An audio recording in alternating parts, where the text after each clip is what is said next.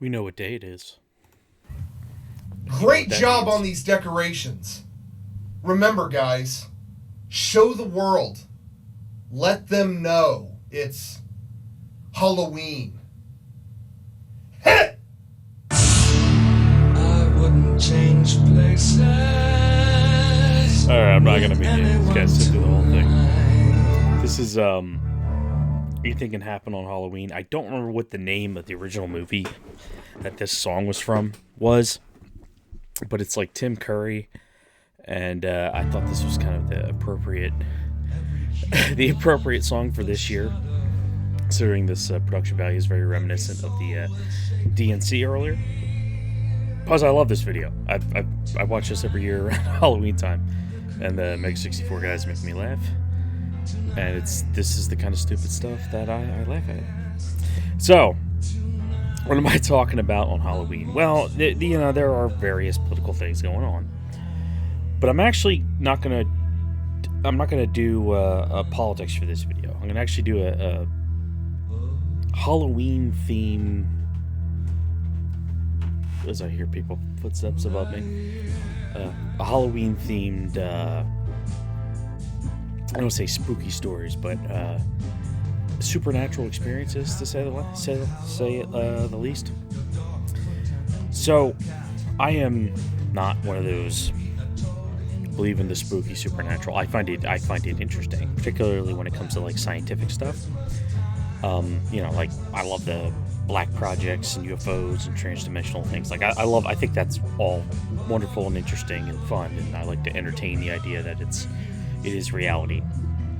But ghosts, witches, psychics, that kind of shit, doesn't do anything for me. Particularly psychics. I feel like people who claim to have psychic abilities, I've yet to see a situation where they weren't just taking advantage of people.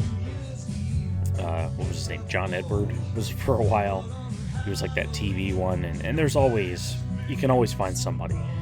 There's one in almost every town, and they got a house, and it says psychic, and you wonder how they're making their money, and it's, in my opinion, because they're probably preying on somebody. That said, I've seen some stuff I cannot explain, and that's my favorite line. Has anybody seen my tambourine? So, I've never, I should say, I've seen things that I cannot explain. And the one thing I cannot explain that actually has to do with telepathy. There's actual study into telepathy.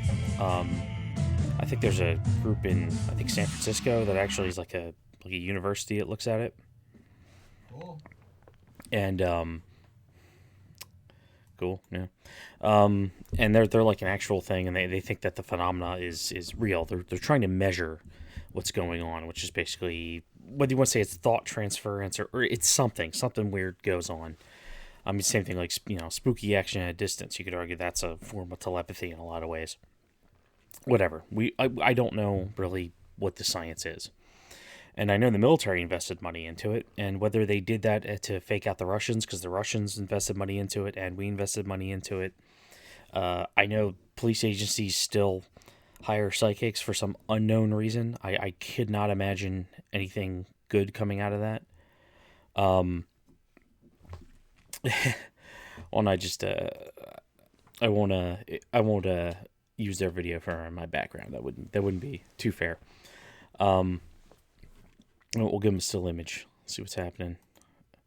Yep. Great stream if you get time to watch it. Watch the whole thing. It's like 5 hours. I don't know how long it is. So I was saying, I know police agencies hire psychics and stuff like that. And some people are convinced it's a real phenomenon, and some people are much, much, much more skeptical.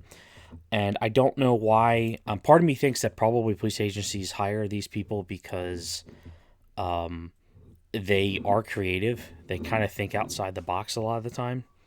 Because in order to fool people into thinking you're psychic, or in order to fool yourself, you got to be pretty creative in guessing the way things go down.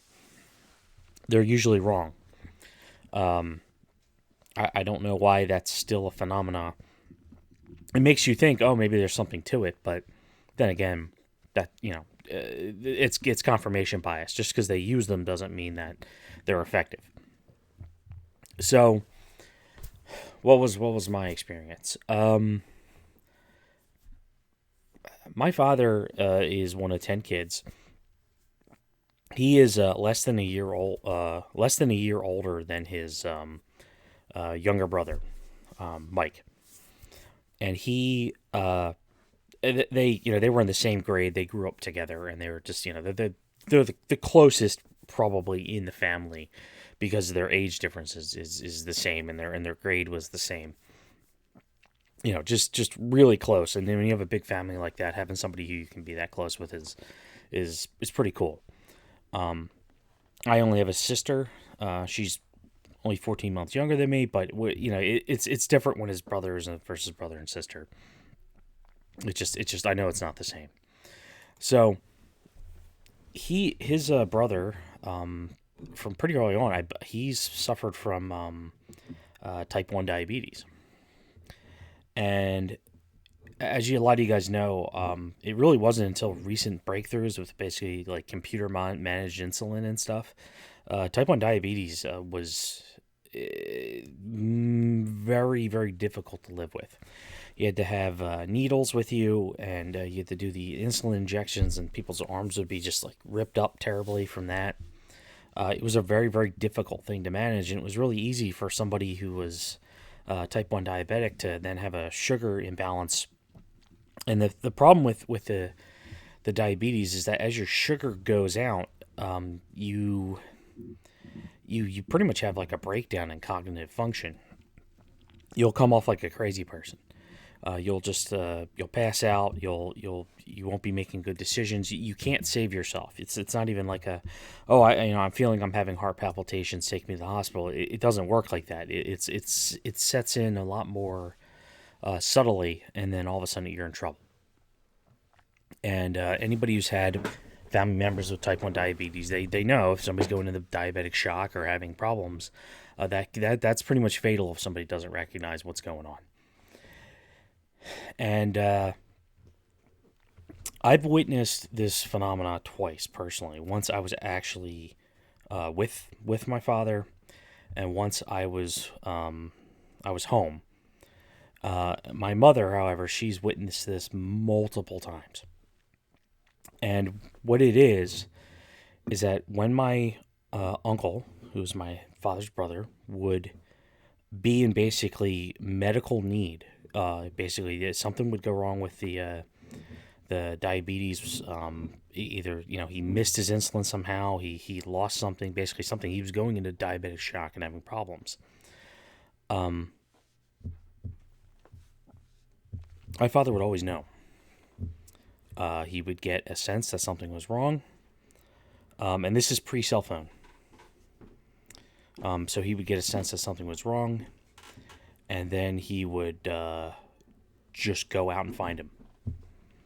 And when I mean find him, I mean he just would just get in the car. And I mean, it's not completely implausible that somebody could figure out where somebody is when you kind of live in the same area. I mean, Philadelphia, it's a big city, but it's not a huge city. It's not like New York or even like Los Angeles. And obviously they know where each other live, so it doesn't. It's not like it's the search area of the entire planet, right? But I was one of the times I was in the car with him. We were coming back from. I was young. If I was a teenager, I was just barely a teenager. And he got the sense there was a problem. And just this look on his face just changed. And he drove down. I think it was Bustleton Avenue or something. And there was a Wawa. And he goes in. And sure enough, my uncle's there. He's going into diabetic shock. And he's trying to talk to the people, and he's just being completely inarticulate, and they they're about ready to call 911 basically, because they don't know what the hell's going on with this guy. Dad figures out what's going on. I think he gave him some orange juice. Figured out how to. I don't remember whether he had lost. I don't remember what the details were. Lost the insulin. I didn't even fully understand what happened. All I knew was my dad said he had something about his brother. He didn't get a phone call. This is before. I mean, I think they had cell phones at the time, but it wasn't like he got a call that my brother needed help or something. He just knew that his brother needed help. He just knew, and he just went and found him immediately. Okay, that's weird. Maybe it's completely coincidental. But then I witnessed it again, where he just kind of got up in the middle of the night. I think I was playing PlayStation up in my room, so I wasn't unaware when my parents woke up, And I sensed there was some commotion, and I asked, and my mom was like, "Yeah, your father thinks your Uncle Mike's in trouble." And I was like, "Did he call you?" No, but he had that look on his face, and it was late enough so he didn't, I guess since I was a kid, he didn't want to take me with him, and he just jumped in the car and went and found him. And sure enough, he was in trouble. He was going into diabetic shock. There was another time where he had that sense, and he actually called him on the cell phone. And he answers the phone. And he starts talking about how we got to rock and roll or something. This is my uncle. Clearly something was wrong. And again, it was like my dad knew to call him. I don't know why. And he goes out, finds him immediately, gets him the help he needs. Now, he hasn't had to do that for years because of the technology change. Plus, he just, you can only get saved so many times before you start having to, really focus and not have that be a regular occurring part of your life. But the whole, I have absolutely no plausible explanation for my dad getting this feeling, saying he needs to find his brother, and then just going and doing it, and then somehow finding him.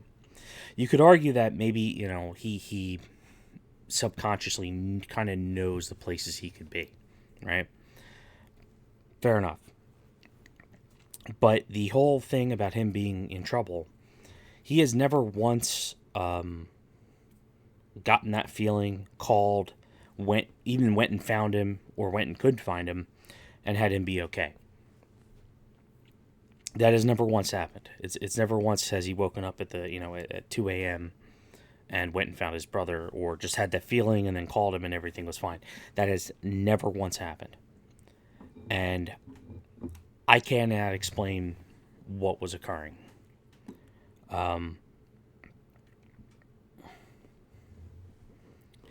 It's kind of a boring story, but it's almost so straightforward. I think that's what makes it so extra bizarre to me. It's not a fun story of like, ooh, I saw a spooky thing, or somebody was able to. I felt like they were able to read my mind, and they were, or vice versa, where like I felt like somebody was telling me something. Some people have weird experiences like that, but sometimes you can kind of toss it up to chance, or maybe there's something else going on because maybe you have better insight, or just say your subconscious has more insight than you think, and then you're able to predict things or whatever. This thing that's occurred, my mom doesn't even know how many times it's occurred. It's just my mom's been, I know mom's known my dad since she was 15, I think, and this has happened. I asked her today, how many times do you think that's happened? She's like, I didn't count. It's too many.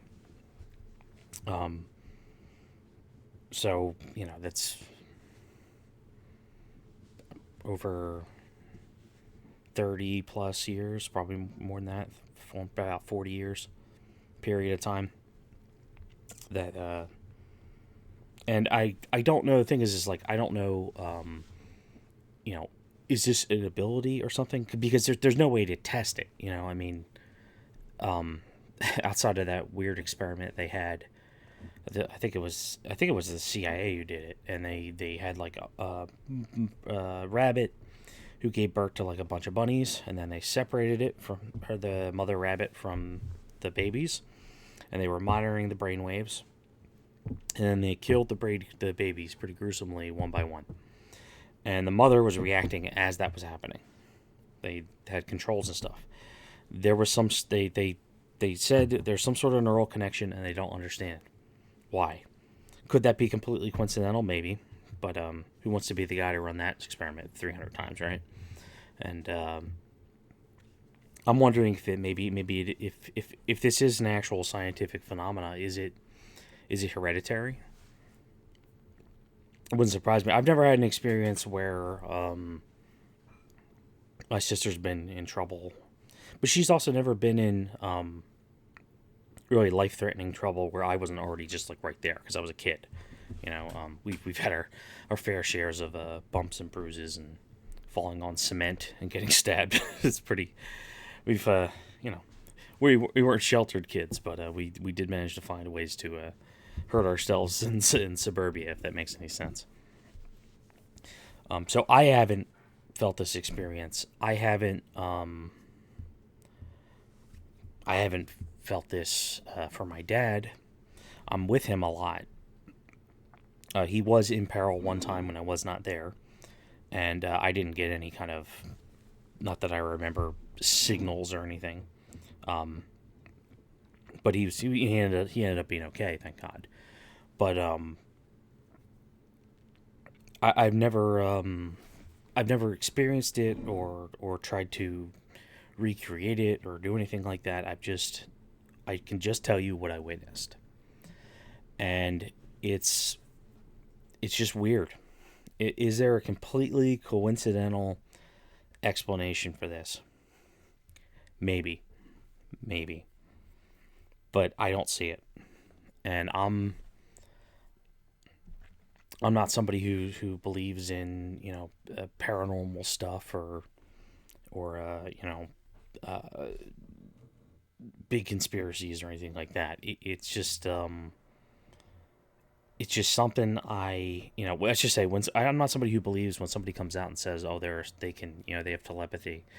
I don't believe that person. I will always approach that person with complete skepticism, because I've just seen it be turning out to be BS too many times. But I did see this situation with my father and my uncle. I've seen it multiple times myself. My mother has seen it far more times than I have, and it doesn't make any sense to me. I cannot explain what could have been the coincidental circumstances to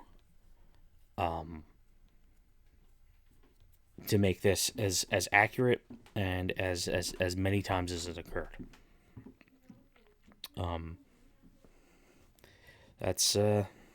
That's my creepy Halloween story. But I'd be interested in knowing what the comments think, if they've ever had any kind of a similar experience, or witnessed something like that. I'm wondering if there is a telepathic scientific explanation. I tend to think it would be something that's like hereditary, right? But if it's something else, I just don't know. I just don't know what that could possibly be. And it's one of those reasons, I think, why I approach everything with very, very deep skepticism, thinking that there usually is a scientific or at least a anomalific reason for certain things occurring, even if it's just pure chance. But when someone says, they experience something, and I don't get the sense that they're trying to, BS me and make themselves feel special, like, oh, I'm gonna talk to your dead grandparents, and then I can just talk to everybody who's dead, like Long Island Medium or some crap like that, right? But when someone says they had some sort of experience that was just, it was abnormal, and they can't put their finger on why, I tend to at least listen because that was my experience witnessing that. And again, I have no explanation. It did occur. It absolutely occurred. I have no I have no scientific explanation. I have no and I have no social explanation. There was no phones. It wasn't a trick. There's nothing. It's just that is something that happened, and